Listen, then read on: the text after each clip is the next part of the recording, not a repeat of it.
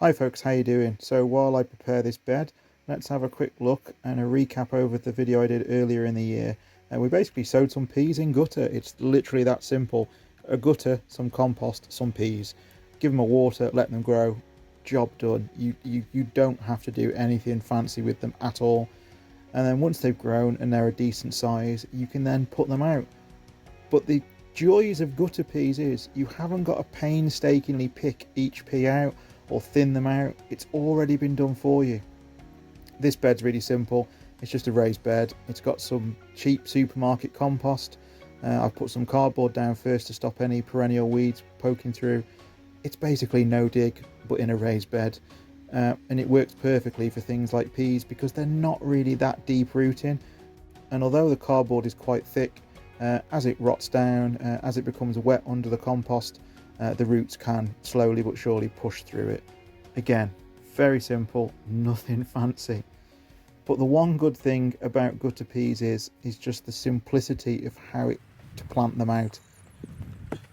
Now this first lot have been slightly watered.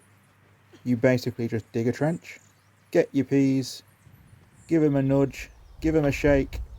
You can be rough with them if you want to, you're not going to hurt them. Get them in the ground, job done. Now the second lot, this is a lot that have gone slightly dry in the greenhouse. I just want to show you the difference that a bit of watering can make. Obviously you add a lubrication to the guttering. So these have gone dry. I should have really watered these first so that, as you can see, the roots have gripped to the plastic of the guttering. But again, you can be rough, give them a shake, get a knife in there, tease them out. But even like this, it's still so much easier than painstakingly picking out single peas and planting them. There's probably, I don't know, maybe 50, 70 peas there, and I've planted them all out in probably 5 minutes. Oh, word of warning, pigeons love peas, so make sure you cover them over and make sure you give them something to climb up, because peas are climbers.